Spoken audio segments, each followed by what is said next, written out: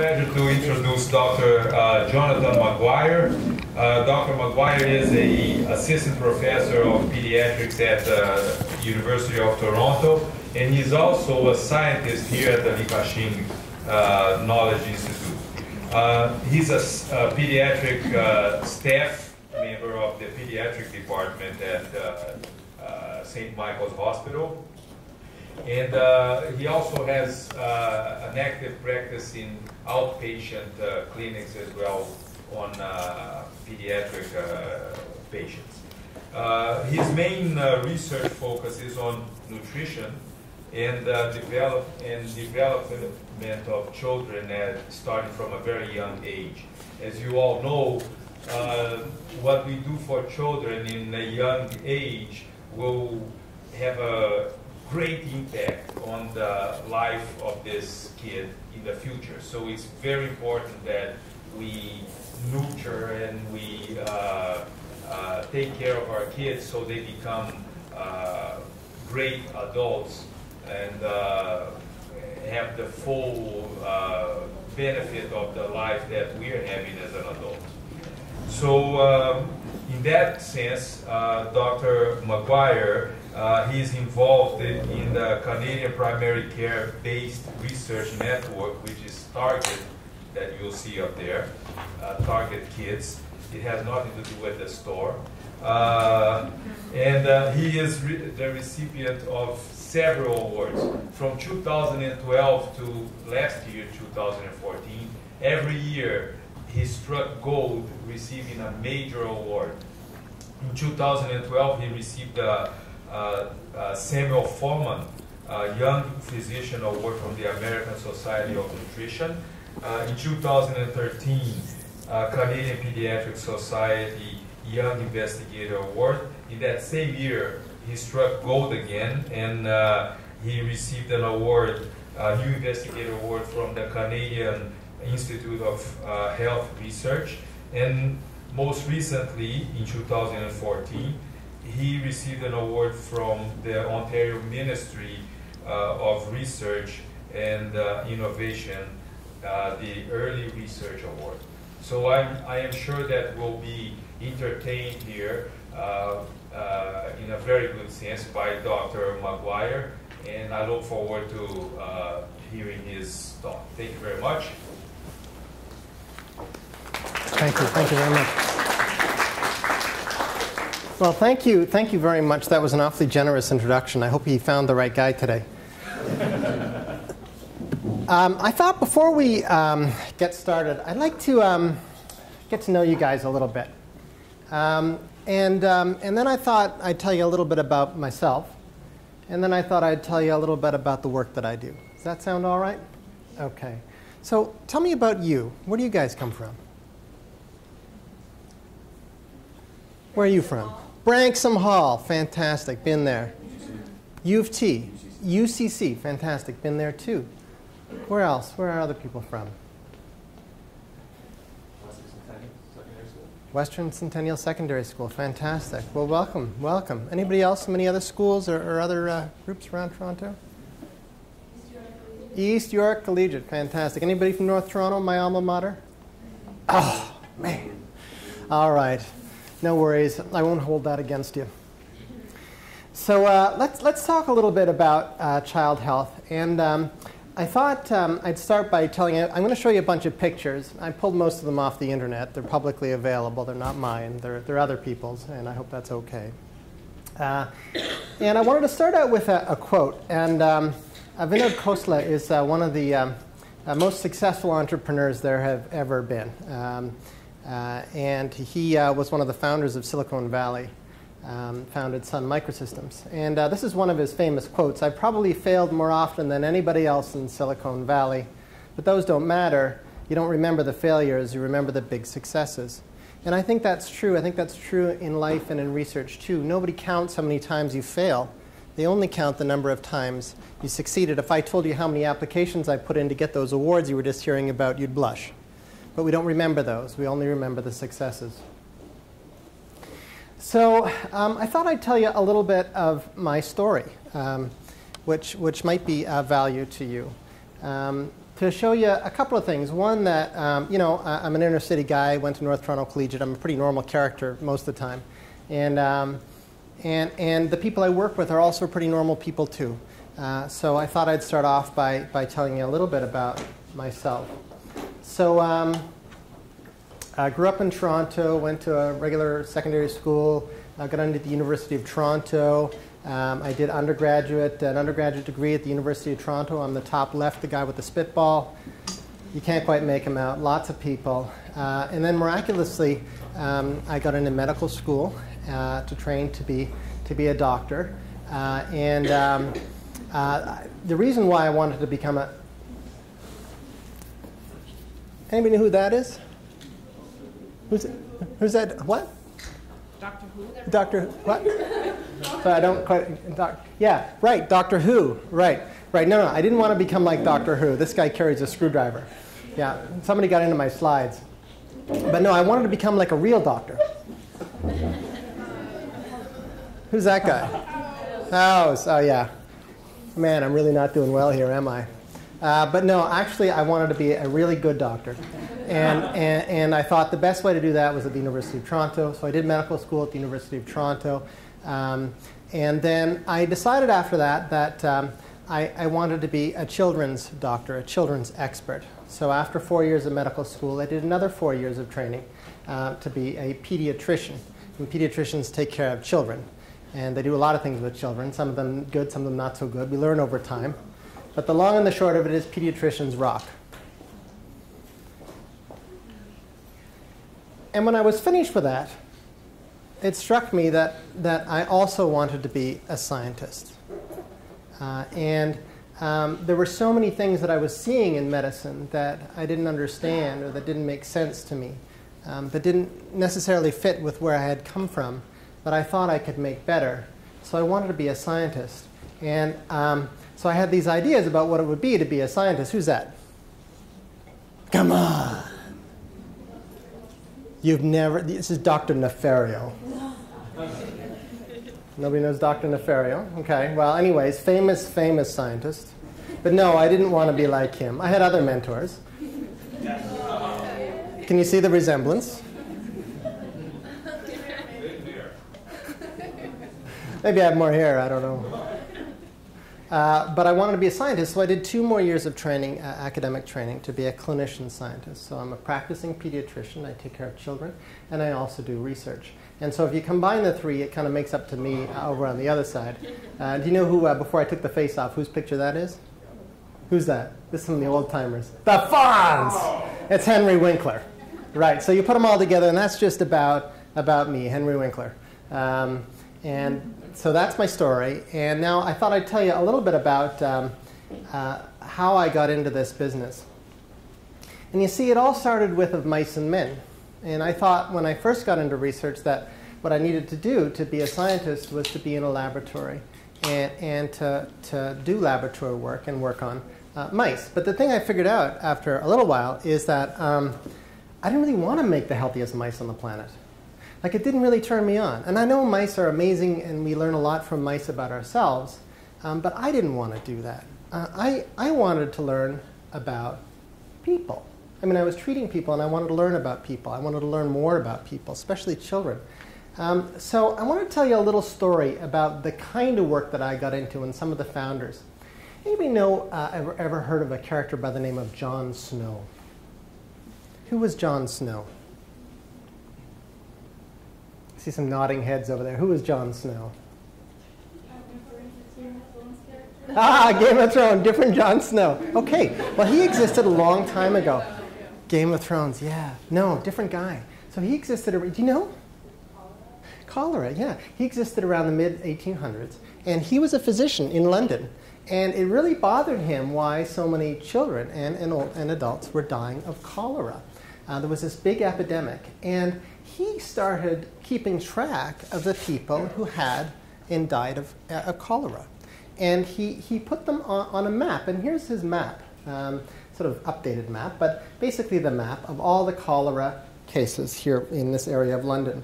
And what you can see is that these blue dots are wells. And what you can see is that this cluster of cases was surrounding this well. So previous to him, people thought that you got cholera because of bad air, something they called humors. You know, the smell and the stuff that's in the air makes you sick. But he looked at this and said, wait a minute, all these cases are surrounding a well. Maybe it's something that's in the well. Maybe it's something that's in the water. And what came out of this, although it took a long time for mainstream science to accept it, is just about all of modern sanitation, that we don't eat our poo. I mean, it's not a big step now, but at the time it was paradigm shifting, that eating our poo was bad for us. And that's what John Snow did. So the concept I'm trying to get across is he was one of the founders of a field by the name of epidemiology. And epidemiology sounds a lot like epidemic, and that's in fact where it came from, counting people with disease during an epidemic to try to figure out what's causing the epidemic. About 100 years before him was another guy. His name was James Lind. Now these are only two of many people who founded this field, but anybody ever heard of James Lind? In the back, who is James Lind?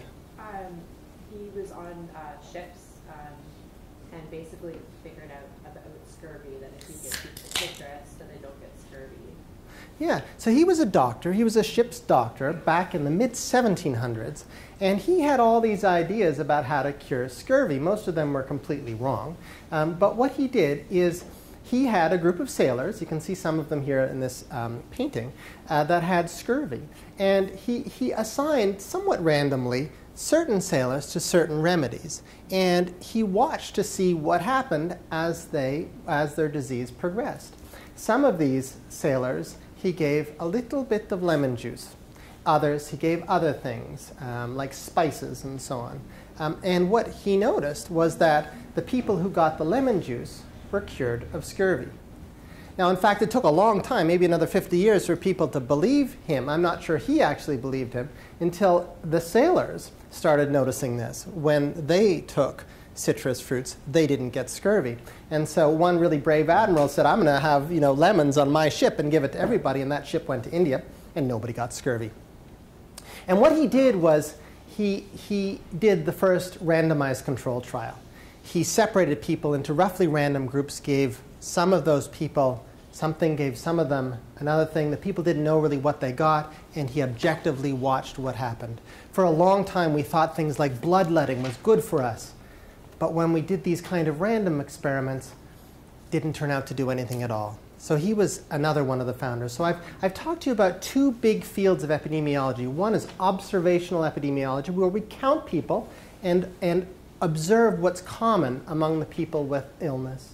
And the other one is interventional epidemiology. This is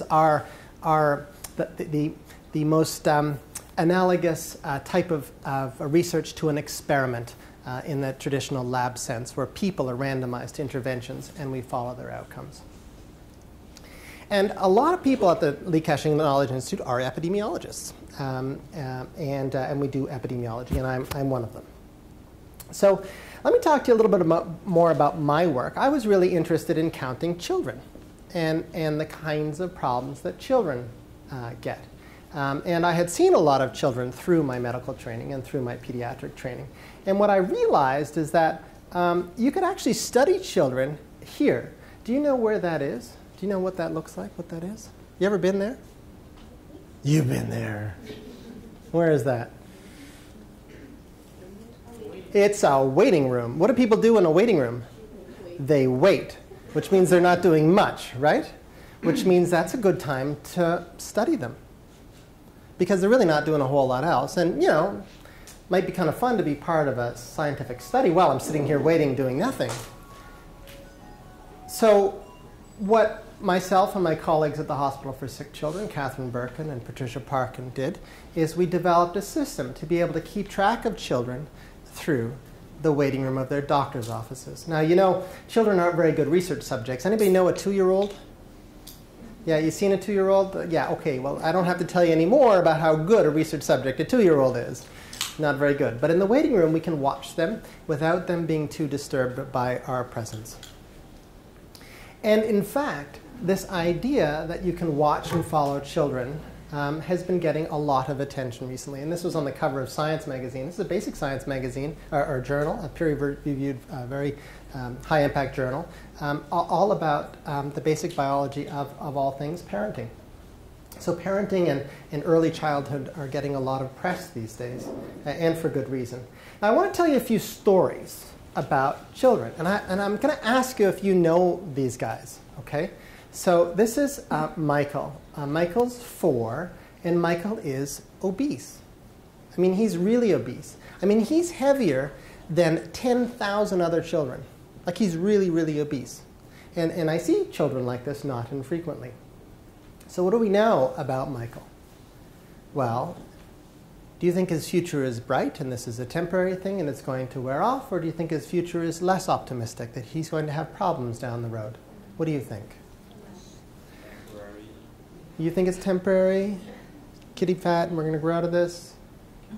Okay, so we know that a lot of children who are overweight become overweight adults.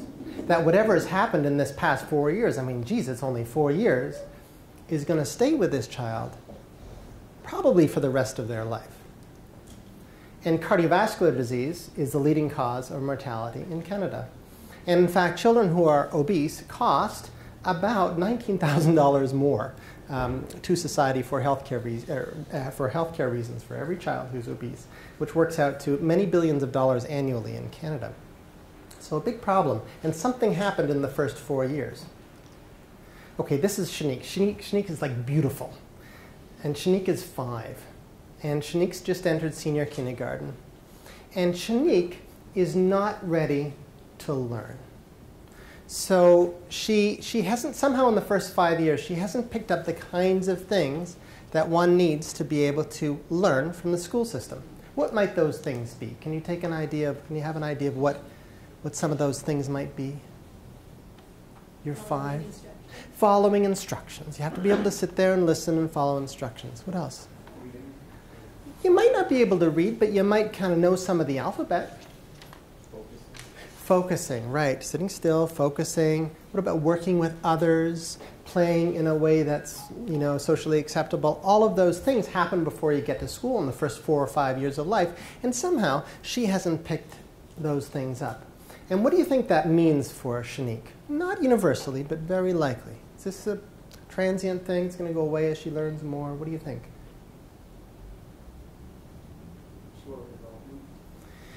It means that she's behind already. And her little person is going to absorb less of the school system than another child. So what that means is that as time goes by, she is likely to fall further and further behind, making it more and more and more difficult to catch up. And this happened all in the first 4 or 5 years of life. How the heck did this happen? So about 42% of children in Ontario are technically not ready to learn or have a low literacy, which costs a lot in society. People have estimated if you could make a 1% change in the literacy rate, people who can read and write enough to get by in their work, that would save Canada $18 billion every year. And if you take a look at some of these statistics, so this is vulnerability in school readiness. This was a report from Public Health Ontario. The provincial average is that 27.6 children are not ready to learn at school. A little bit more in boys and a little bit less in girls. And a huge gradient between where and what kinds of families children come from, up to 38.2 in children from the poorest neighborhoods versus 21.5 from the children in the richest neighborhoods. So there are systematic things going on that are behind why that child is not ready to learn. Okay, this is Daniel. Okay, does anybody know Daniel? Like, I'm sure you've seen him before. So Daniel is oppositional. Do you know what that means, oppositional? Anybody want to take a guess? Always doing the thing you don't want the person to do. Like, you want them to sit still, they're running around. You want them to play with you, they play with somebody else. Does it sound familiar? They're troublemakers. They're people in the back of the class. They're the people that everybody kind of looks up to, but keeps getting repeatedly in trouble in a very predictable way. I mean, from others. Have you seen this guy? Like, I've seen him a lot, at least through my experience. And what do you think is going to happen to Daniel? Is he gonna? Is this a phase? This is gonna go away, or do you think that some of this is going to stick with him? What do you think happens to Daniel? Do you think he feels good about himself or bad about himself? Bad about himself. Why do you think he feels bad about himself? Nobody seems to welcome him around. Because nobody wants him around. Daniel, you're stupid. Daniel, you're a troublemaker. Daniel, I don't want you around. Right? Daniel, go to the principal's office. And what do you think happens when the world repeatedly tells you you're no good? What do you think happens to you? You start believing it. And then what happens? That you're no good. Depression. Okay? So there's a really nice connection, not so pleasant connection, between oppositional behavior and depression in later childhood, adolescence, and adulthood. And people think that the mechanism is something like what we were just talking about. I think you can feel that, right? And Daniel is 6, and all this happened to Daniel somehow in the past 6 years, and it's going to likely stick with him for the rest of his life. Okay, so mood disorders account for 10% of all illnesses. Actually, if you take all the cancers in Canada and you combine them, there's more people with mood disorders. For every person with major depressive illness, they lose about $300,000 over their life in earnings because they can't work as much, which costs the Canadian economy a lot, many, many billions of dollars. So, like a long time ago, the Jesuits had this saying. They said, "Show me the boy and I will show you the man." And I think a lot of the new science that's coming out about children and children's development are showing us that may be true. We're seeing little people, and we're getting better at figuring out that what's happened in a very short period of time has affected them in a way that will play out over a relatively long period of time through their life in a predictable way. So maybe the Jesuits weren't quite so wrong. So that got me thinking, and others, about prevention. I mean, wouldn't it be nice if these 3 children didn't have to go through that for the rest of their life? I mean, it's only a few years. Maybe we could change things, figure out how to change things so they didn't end up like that in just a few years. And here I told you about the widening gap, but this widening gap phenomenon applies across all the phenomena I talked to you about. You get behind at the beginning. These are children who get behind. This is their development on the y-axis and time on the x-axis. And this is true almost no matter what the growth and developmental outcome you look at. You get behind, you stay behind, you get further and further behind, and we work like crazy as pediatricians and allied health professionals and others to try to get children to do better and better, but children keep falling behind because of some things that happen way, way back here. Why? So this isn't work that we did, but this is the life's work of a scientist named Peter Huttenlocher, who is an amazing neuroscientist from the University of Chicago, and he worked out that in the first few years of life, all of the neurons, those neural connections in your brain, the wiring in your brain, is set up. It's all set up in the first few years of life. The wiring, the scaffolding of your house, so to speak, is set up. Like it's built, and it kind of doesn't change that much. And that explains a lot of the phenomenon we've been talking about, that these things are set up really, really early on. They're hardwired into us. And then the things that happen after try to mold the structure, but they can't fundamentally change the structure of the house that's already built. Does that make sense? And if you look at, if you take the studies that have been successful over the past 50 years at modifying early children's trajectories and early children's developments, what you find is that the interventions that start earlier, that go before school age, into the preschool period, into close to birth, work better. So there's a higher return on that investment of that intervention as the child gets younger and younger, and that's really consistent with what's happening is we're changing the structure of the house as we start intervening earlier and earlier. So what that says to me is that we got to figure this out as early as possible, because our highest likelihood of, making real impact is intervening as early as possible.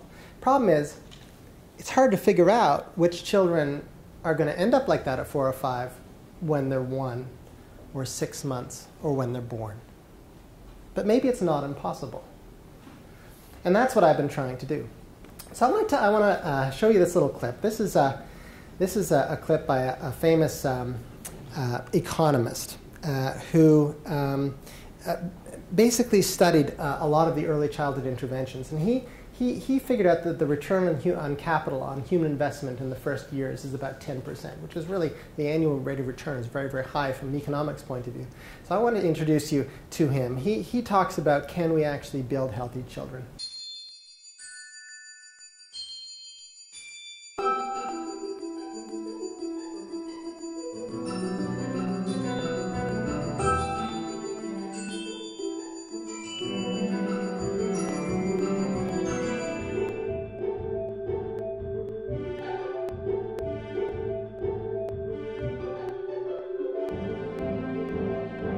Everything we know in economics says the return on investment in people, especially very young people, very, very high.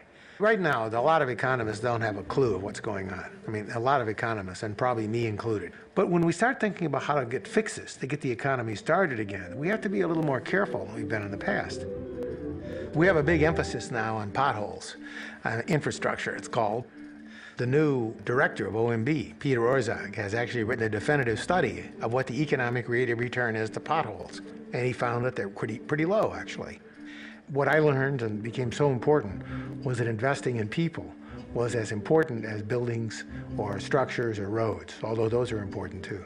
There are many projects out there, but few have the rate of return of early childhood investments, offering 10% annual rate of return. So for the same dollars, you can actually invest by training teachers and training children. But what comes out of it is a reduction in crime, the promotion of schooling, the fact that we're going to get a more skilled workforce in the future. There are very, very few government programs that have any return close to this. These rates of return calculations have not entered American political life to the extent they need to. This is not just speculation. This is not, I represent no lobby group. It's a piece of analytical work.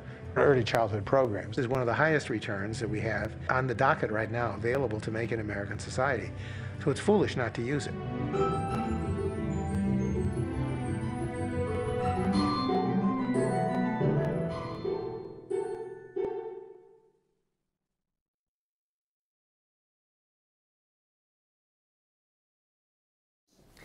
So he's an economist who won the Nobel Prize for this kind of work. I'm an epidemiologist. I get what he's saying, and it fits with what I see in life. So I kind of sort of take a step back and I say, well, you know, how do we get from here to there? Like how do we get from where we are today with all these problems running around behind the scenes to a place where maybe we can avoid some of the heartache and suffering that people go through? I don't know the answer, but I'd really like to find out. Anybody else want to find out? Yeah, me too. So I guess we start. So for every complex problem, there is an answer that's clear, simple, and wrong. So this is a quote by Mencken, who was quite famous a long time ago. And I think that's probably true. These are complex problems. The solutions are not likely to be simple. They're likely to be complicated. But that's okay. So how do we get there? I think we need to come together. I mean, people have put people on the moon. You know, we've done all sorts of fancy technological stuff. I mean, clearly if we could figure that out, we got to be able to figure this out. So I think if we come together, all of us, you guys too, and us guys, and scientists, and doctors, and nurses, and parents, and children, we come together to say, we got to fix this, because I don't want my child having those problems, and it's only a few years at the beginning, and I want to make sure that doesn't happen. I think most parents would say that. I think if we all came together, I bet we could figure it out. So I thought, well, you know, myself and my colleagues thought, let's do our bit. And what we've been trying to do is to get a whole bunch of people together, scientists and doctors and parents and children and funders to come together to put their resources and their minds and their bodies to this problem. So How to do it? Well, we thought, let's follow children through time. We'll just start collecting all the things that happen from when you're born or before to the first few years, 3 or 4 or 5 or 6 years, till we see some of these things happening. And then we'll look back, since we kept track of everybody, just like people did in the cholera epidemic. Since we kept track of everybody, we'll figure out what things were going on early that led to these things only a few years later. And we'll test interventions. We'll just do just like James Lynn did. We'll take some children, and we'll make up interventions where we try to modify some of the things, the early things that are going on, and see if those children do better. Maybe they're simple things, each intervention. Maybe they're not. But we start, and we try, and we start doing the interventions in a randomized way, so nobody knows who got what. And we figure out which things worked and which things didn't. So a multi-collaborative platform in which we follow children through time, and we test interventions at the same time as we learn more about what's going on early. We do all that at the same time. And that's what Target Kids is. That's what we developed, myself and my colleagues. This is health research for every child.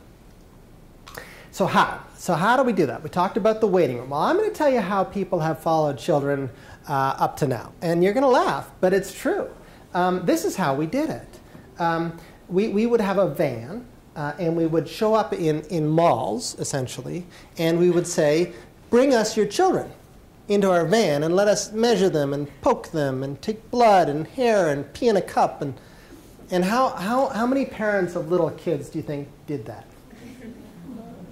Not very many. So our national surveys, the big ones that our government puts together, have used a strategy kind of like this. For early childhood, that's under the age of 3 or 4, our population-based sample across all of Canada is several hundred children. Several hundred children are supposed to represent the health of all children in the country. Does that make sense to you? No, and I think this is why that approach doesn't really work. I think this approach works better. I'm a doctor, and the people that come see me, they trust me that I'm looking out for them. And I think they get this idea when I talk to people about it. And I think they would really like to participate and see if we could change these things, because it's good for them, and it's good for everybody else. So we go where children go, to their doctor. We go into that waiting room, and not just one doctor's office, but many. And in that environment, we ask the parents questions through questionnaires. We take blood from the children and the family and other samples from their body. We have all this data managed centrally here at St. Michael's. And we keep track, systematic track of what happens every time you go to the doctor. And you may not know, but when you were little, you went to the doctor many, many times. Do you remember your doctor when you were a little kid? You probably do. You probably went there 10 to 15 times in the first several years of life. So there's lots of opportunity in your doctor's office for us to collect data on little kids. And we do that through many practices with many doctors. So there's about 35 doctors involved now in Toronto and right around us who are participating. All these guys are doctors that are helping us out, and all the blue circles are doctors' offices. And collectively, they see a great number of children. And here you can see where the children have come from through Target Kids. We're sitting here at St. Michael's here, and they're all around us. This is a little map like that cholera map I showed you, but we don't have cholera in Toronto. So what has Target Kids done?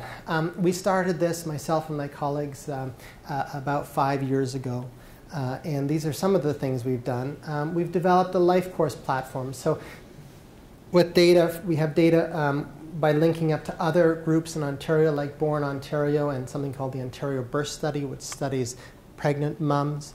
We have data on pregnancy and what happens through pregnancy. We have detailed data through Target Kids. We can keep track of children's early school performance, how ready they are for school, and we can keep track of how healthy they are through emergency department visits and hospitalizations, through the administrative data that our hospitals collect. So we've developed this LifeCourse platform where we've kept detailed track of children. It's now the largest childhood cohort study in Canada. There's 9 group practices, over 50 physicians. About 67,000 children are involved. We have 9 million data points across these children. I've gotten a bunch of grants, 30 papers, and done a few of those trials, those tests of interventions. So here you can see we started in 2009, just slowly building up the cohort. The first child that was less than 12 months of age was enrolled a little bit before 2012, and the 5,000th children in 2013, and Target Kids keeps on growing and growing and growing. And our hope is that over the next 5 years, Target Kids will be 15 or 20,000 children. And now we're talking. Kept track of a great number of children to tease apart those early factors. We've been involved in knowledge translation. A lot of our studies have been popular with parents and the media. A little intervention to get babies off the bottle works. Your doctor tells the mom to stop the bottle at 9 months, and they do. Pay attention to how you eat, not just what you eat. How you eat affects what happens in your body. Milk choice, so different kinds of milk have different levels of vitamin D in them. You may not know that. Children drink a lot of milk. How much is best for you? We had a study about that, which I'll show you in a few minutes. That was picked up by CBS News. So let me give you some examples of studies so you can touch and feel the kinds of things. These are early results. We've not been around for very long, but I'll show you the kinds of things. Breastfeeding. We know breastfeeding is the best way of nourishing a baby in the first year of life. And beyond the first year of life, it's probably still good, but we don't know. And there's not much in the way to help us decide when to stop breastfeeding. 2, 3, 4, 5, 6, 7 years, 10, 12, not sure. It's somewhere up there. What's the right number? Don't know. So we looked at some of the things that might be related to breastfeeding. So here's the total association between total duration of breastfeeding and dental cavities. And you can see as children breastfeed longer than a year of age, they have higher risk of dental decay. And here's iron deficiency. As breastfeeding proceeds past a year of age, there's a slight increased risk in iron deficiency. So helping to inform that question, when to stop breastfeeding for optimal growth. Vitamin D. We worked out what the major drivers behind vitamin D serum levels, the blood levels are in children. So you may know that vitamin D is a vitamin. It's also a steroid. It's good for our bones. It's probably good for our health too in other ways. So having enough of it is probably good for us. And we worked out in children that how much milk you drink and how much you take in the way of vitamin D supplements are the main two drivers of your vitamin D in your blood. And then we asked things like, okay, well, we know that vitamin D in your blood is good. We know that cow's milk increases your vitamin D, but it turns out that cow's milk also decreases your iron stores. That's not good. So maybe there's an amount of cow's milk that kind of balances the two, because you want to be healthy, you want to be optimal, and it looks like that's about 2 cups. And I won't go into the details, but that was quite popular. So 2 cups of cow's milk is the right amount for us to drink as kids. Here's consumption of non-cow's milk beverages. How many people drink soy milk? Anybody drink soy milk? Goat's milk? Rice milk? Pretty popular. A few people are. About 10% of people kids drink an alternative form of milk. And it turns out, for whatever reason, it doesn't increase vitamin D levels like cow's milk does. So if you look at how much non-cow's milk kids take per day and their vitamin D level, the more non-cow's milk you drink, the lower your levels go for some reason. So there's probably not much vitamin D in those non-cow's milks. Cardiovascular disease risk. We talked about our little guy with a high risk of cardiovascular disease. Well, we found, this is work from my colleague Catherine Birkin at Sick Kids, is that the same clustering of factors that are associated with adult cardiovascular disease happen in children. So you can take a 3-year-old and see that those same clustering of factors, high blood pressure, lipids, the blood cholesterol, your size, how much, what your weight is, they cluster together in just the same way as in older people, suggesting that the same kind of phenomenon is starting way back when you're 2. And how you eat is associated with your cardiovascular risk factors when you're a kid, your cholesterol. And one of my colleagues, Nav Prasad, here at St. Mike's with Catherine Birkin, did this how you eat. In other words, eating in front of the television, parents influencing how much children eat affects children's cholesterol. So starting these patterns very early that may result in. So eating in front of the television is probably not a good thing. How many people eat in front of the television? Okay. All right, so I want to leave some time to talk because there's lots to talk about. This is George Jessel. He was a vaudeville comedian. He said, the human brain starts working the moment you're born and never stops until you stand up speaking in public. And I think that's probably true. So I just wanted to say before we stop, start living your dream as soon as you can. If you have a dream, go get it. And it's okay to be normal because most of us are normal. Work hard and be persistent. I don't really know what smarts is. I've never been able to put my finger on it, but I can tell you what hard work is. And the people who work hard seem to do better. Don't be afraid to fail. Nobody counts that. They only count the successes. Working together, I think, pays off. So do what you got to do to work with others. Convince the world to work with you. And common problems, they don't need to be common. Just because things are happening all the time doesn't mean it's supposed to be that way. And that's a hard paradigm to break. So yes, you can do it, and I wish you guys all the best. If you want to know more about Target Kids, come visit us on the web. You're welcome to come talk to me too. And thank you very much.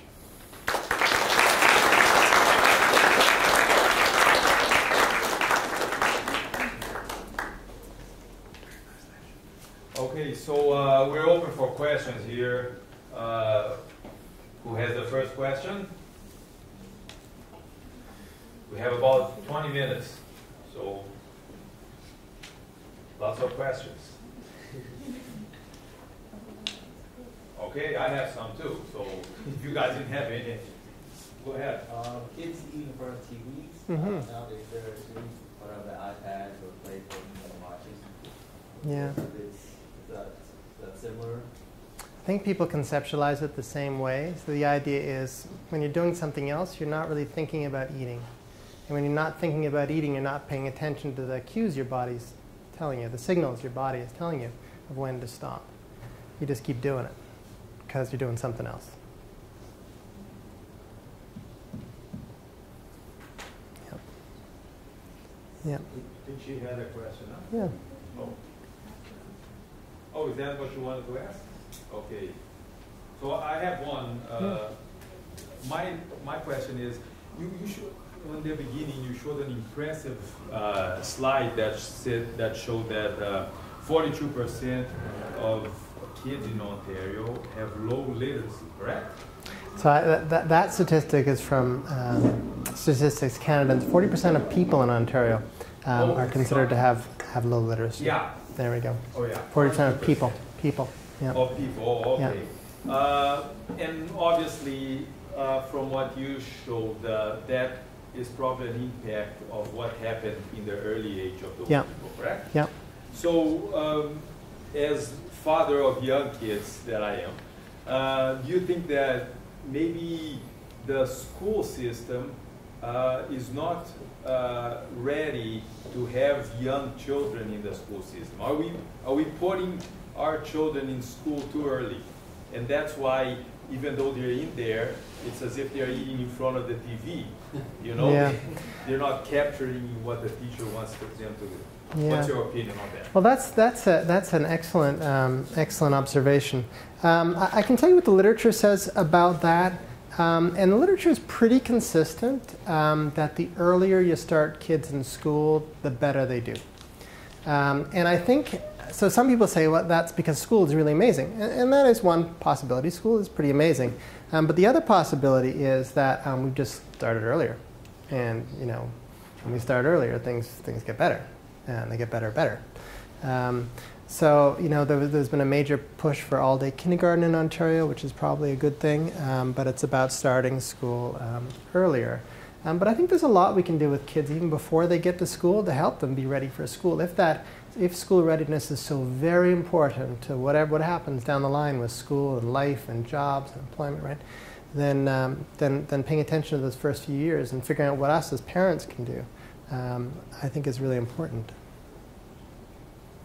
Yeah, one of the reasons why I asked that is because if the problem starts in earlier age, and you said that if a kid like that has difficulty in learning goes to school, instead of, that goes a little bit against the point that you just made, instead of catching up, they fall behind further and further. Yeah. So the environment in school might not be adequate for that kid. For that child. I think that's a great point. The school system you know, works really well for a lot of kids, and maybe it doesn't work so well for some children that are different, that were set up to be different. You know, I'm not an expert in that department, but it does raise interesting questions about how, you know, acknowledging that that's happening, how we as society deal with that. Maybe it's not the best thing. So, and then as a scientist myself, I would like to think, about a way to try to investigate that further. So do you think that the target program in the future, do you think with the data you have, you'll be able to compare kids that start later but have a healthy environment in the home, so they're about the same group, and kids that start earlier having also a healthy environment in a home, and see how they do? Is that the data that Target captures, will it be able to discriminate that problem? Well, there is actually a really nice natural experiment happening right now in Ontario, in that the all-day kindergarten programs are staged. They're going out in waves, and so some kids are going all day and some kids aren't. So down the road, we should be able to tease apart some of those factors, that some children, just by sort of chance, they received all-day kindergarten and other children didn't, depending on what school they were in. Yeah. You said the rate of return is about 10% for investment in younger age. Yeah. So with that, does that mean you're saving a lot more money in the future? Or? Well, I think it's a good question. If you take a look at our whole society, not us as individuals or our neighborhood or our cities, when you take a look at the whole society and how we do as a whole, these interventions that have been shown to work early, they save a lot of money at the end of the day because people do better and better. So when you tease it apart, you know that people get higher paying jobs. They're less likely to get arrested and be incarcerated. They're less likely to have heart disease. I mean, these things are all likely very connected, right? And the cumulative effect of somebody getting off on the right start versus off on a path that's much more challenging, at the end of the day, because of the separation, is huge. And that has very real, economic implications. Maybe, I don't know, you guys, do you have a follow-up on that one? Anybody want to talk about what I just said? Different questions. All right, do you guys want to try in the front row? We'll come back. Yeah, okay, let me ask another question. Yeah. Yeah, during the PowerPoint, there's a girl that you said the IQ or the following up focus may be a little bit lower when she's 5 years old, right? But I think this problem, it can be treated if somebody goes for some maybe therapist or something. Yeah. That can be solved for the problem, right? So that they can follow up earlier instead of keep falling in behind or something. Yeah. So you're saying interventions here and here and here that try to get these kids who are falling behind to catch up. We do a lot of that. We spend a lot of our collective resources doing that all the way through life. And it's probably a good thing that we do it, because people would keep falling even further behind. But most people never really catch up. So if you're going to spend all that time and effort all the way along here, maybe it makes a lot of sense to spend it over here, so we don't get behind at the beginning. So it's better to treat the problem as early as possible. Early as possible. Early as possible. And that's what we've been trying to do. Figure out how to figure out how these problems start and get to the root early. Yes, my question is a little vague. It's really nature versus nurture. So from the presentation, it looks like a lot of things are predetermined, right? So if really that's the case, I can use it in my argument with my mom, really. So I say, it's your genes, Mom, I can't help it. I don't know, what's your opinion on that? Yeah, you're like, okay, you're predetermined. It's like fate. You've been born, you have a fate, and that's it. The die is cast. So, it's interesting, because when scientists, this is not my area of expertise, but when I summarize it, when scientists look at what kinds of things are predetermined, like you can look at twins, for example, identical twins that have the same genetics, and you can follow what happens to them through life. That you're right, some of what your experience is built in, right? But it's likely a mixture, right? Like that you have certain capabilities that are built in, and that things happen to you with that built-in circuitry that modify that in a healthy way, or maybe in a not healthy way. And so you can have two people that are genetically identical and have very different outcomes if they have different experiences. So life is very likely a combination of built-in and what happens to us. Complicated. Okay, you guys. people, like 42% of the people are not really ready to go into school. So 42% of people have low literacy in Ontario. And if you look at the school readiness, it's about, depending if you're a boy or a girl, 34, 27% of children aren't ready to go to school. And those children are generally likely to have like some kind of ADHD or ADD. Not necessarily. Not necessarily at all. Do you say, oh, that child has a problem? Well, they may have no problem at all. They just haven't picked up the skills to make them ready to learn. Do you think like the difference between like the suburban or urban area changes like development of a child? Like if he lives in a suburban area, he has a higher literacy or lower literacy rate? I can tell you that there are certain things that affect a child's readiness for school, and one of them is socioeconomic status. And so how much opportunity your parents have affects the child's readiness for school. And I think that's a complicated, there's lots of factors that are involved there, but there's a clear gradient there across the haves and the have-nots in our society, starting when you're wee little. I would like to, on those lines there, it's just my curiosity here. I think that any research of this type with schooling and things here in Toronto must be extremely challenging because of the diverse population. Everybody here has an accent except you. You speak like a Canadian. So, I mean, I can even imagine how you can come up with, they will be able to come up with conclusions when they start doing study. One guy is from Brazil, the other guy is from, where are you from? Me? Yeah, China. From China, the other one is from, it's even more challenging for you guys here too. So one way to look at it is it's a challenge because people have very different backgrounds. But the other way to look at it is it's actually an opportunity because Toronto is a microcosm of the world. The only reason it makes it difficult for us is we need more people to be able to tease out the different subgroups of people that are similar. So that just says to me we need to work harder. This is a great opportunity to learn about all of us if we work hard enough. Back row.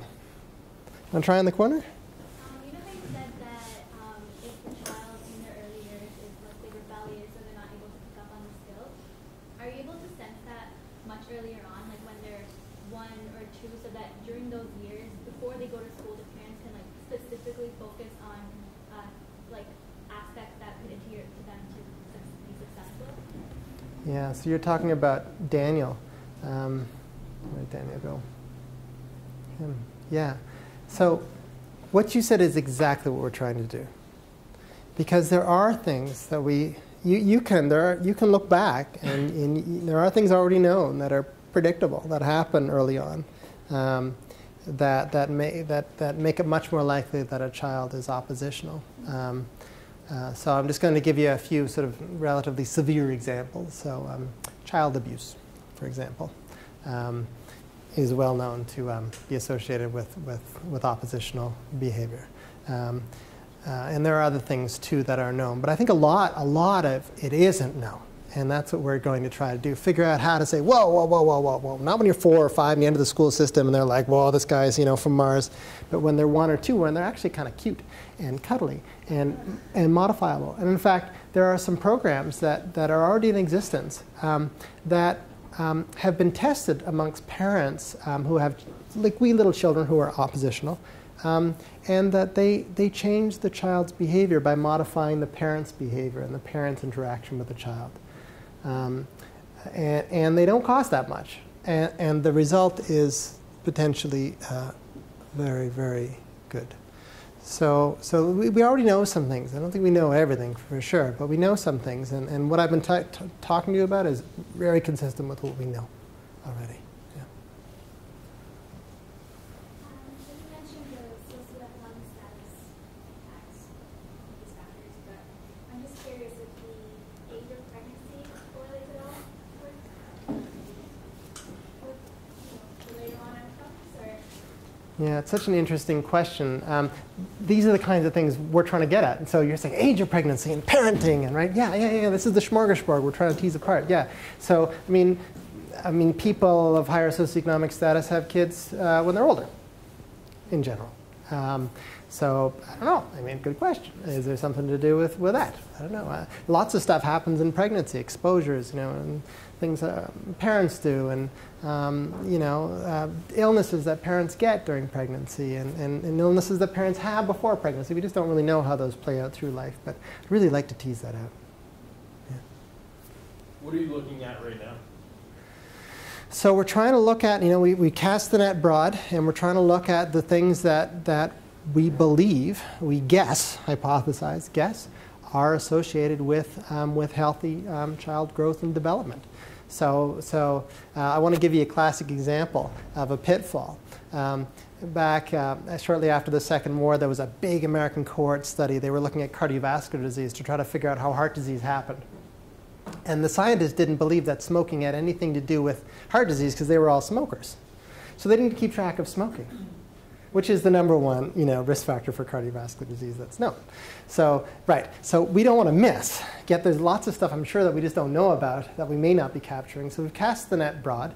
It's within the resources that we've been able to amass, and within the practicality of doing this in the waiting room, right? So obviously we can't do everything. Oh, guys, we'd like you to stay there for 16 hours so we can collect data on your child that's 2, right? That's not going to happen. But within the 45 minutes that they're there, we can collect a lot. And we can collect different things serially at different visits over time. So the net is broad.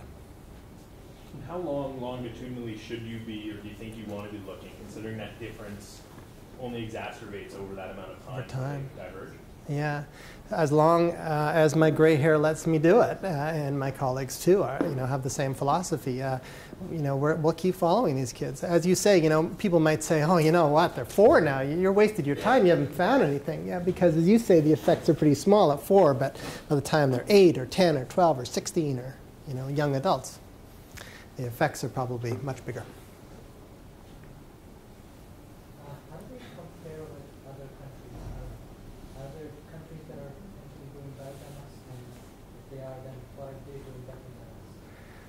That's a very good question.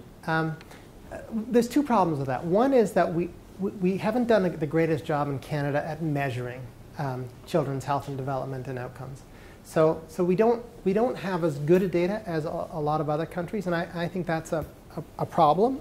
I think Canada should be a leader in figuring out how well its children are doing, because us guys, we're the future as young folk. Right? Children are the future, and that's important. And when we do look at the measures we have, do you think we're on the top? Yeah, go Canada. Do you think we're at the bottom? You still want to be there. Or do you think we're somewhere in the middle of the industrialized countries? Where do you think?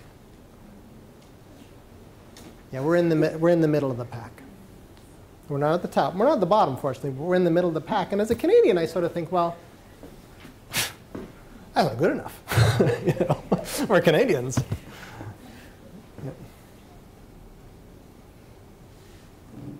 Any other questions?